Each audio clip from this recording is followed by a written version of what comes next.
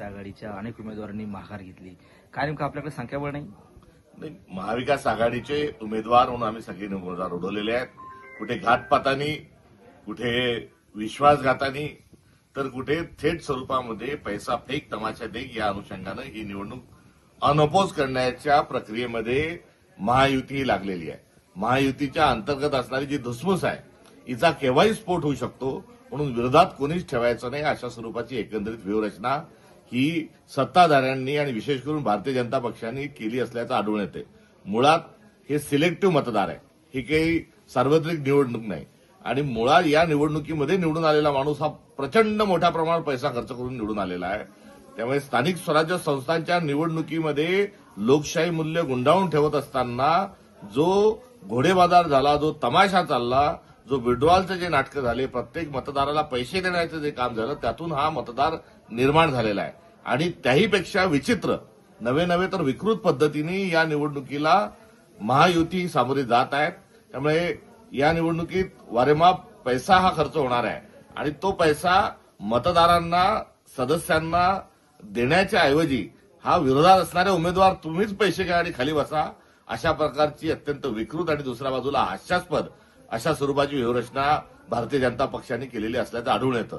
ते थेट स्वरूपामध्ये महायुतीच्या उमेदवारांना पैशाच्या ऑफर्स देत आहेत, स्थानिक तिथल्या नेते मंडळींना पैशाच्या ऑफर देत आहेत आणि म्हणतात की सदस्यांना कशाला द्यायची, आपण वाटून घेऊ. म्हणजे हमाम में सब नंगे अशा प्रकारची भारतीय जनता पक्षाची ही आता लोकशाहीच्या अनुषंगानं असणारी ही भूमिका आहे. हा त्यांचा असणारा या संदर्भातला अप्रोच आहे. आम्ही तीव्र शब्दात याची निंदा करतो. निवडणुका म्हणजे लोकशाहीचा सण आहे. निकोप स्वरूपात, सभ्य स्वरूपामध्ये आपले विचार व्यक्त करत असताना निवडणुकींना सामोरं गेलं पाहिजे आणि खेळीमेळीत निवडणुका पार पडल्या पाहिजे.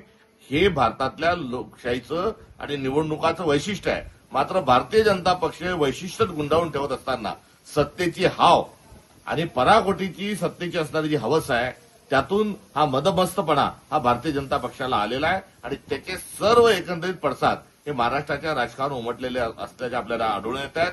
एवढी सत्ता आहे तरी अजून ही असणारी वृत्ती या निवडणुकीच्या अनुषंगाने सामोरे येत आहे. माझी होत असणारे विड्रॉल असतील किंवा चालू असलेला घोडेबाजार असेल, या निमित्तानं एवढंच सांगायचंय की लोकशाहीचा हा एक काळा जो पर्व आहे तो सुरू आहे आणि या पर्वातून बाहेर निघण्याकरता सर्वांनी लोकशाही मूल्याचं जतन करत असताना आगामी काळात आपण निकोप अशा निवडणुका हव्यात. यासाठी नागरिकांनी आता प्रत्यक्ष हे रस्त्यावर उतरलं पाहिजे. निवडणूक आयोग फ्री अँड फेअर इलेक्शन करत नाही. निवडणूक आयोग आणि भारतीय जनता पक्ष हीच सर्वात मोठी जी युती आहे, त्या युतीतून असं पाशवी बहुमताकडे आता सरकार जात असल्याचं आढळून येतं. दादा, मंत्री चंद्रशेखर बावनकुळे म्हणतात की काँग्रेसनं आपलं संख्याबळ बघता निवडणुकीतून माघार घ्यावी आणि बिनविरोध निवडणूक होऊ द्यावी. कसं पाहता त्यांच्या विधानाकडे? बिनविरोध का निवडणूक होऊ द्यावी? आम्ही आपल्या मतांच्या विरोधात आहोत, आपल्या राजकीय विचारांच्या विरोधात आहोत. आपलं सरकार भ्रष्टाचारी आहे आणि या सगळ्या वैचारिक आणि आपल्या असणाऱ्या भ्रष्टाचाराच्या आणि महाराष्ट्राची आतापर्यंत आता सध्या जी खालावलेली जी परिस्थिती आहे, त्या सर्व क्षेत्रातील सर्व जे आज रोजी या सरकारमुळे परेशान आहे, या सर्वांच्या विरोधात आम्ही आहोत आणि त्या अनुषंगाने आम्ही निवडणुकीला समोर जात आहोत. सदस्य जास्ती असणं कमी असण्याचा काय संबंध आला? अहो, 84 साली तुमचे 2च खासदार लोकसभेमध्ये निवडून गेले होते, त्यावेळेस आम्ही असं म्हटलं नाही. तर आता तुम्ही जर असं म्हणताय तर त्याचा अर्थ काय? त्याचा स्पष्ट आहे की तुम्हाला लोकशाही ही गुंडाळून ठेवायची आहे आणि तुम्हाला आता नॉमिनेशन सिस्टम चालू करायची आहे, इलेक्शन सिस्टम तुम्हाला रद्दबदल ठरवायची आहे.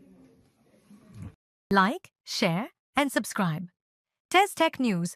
Stay tuned for the latest updates.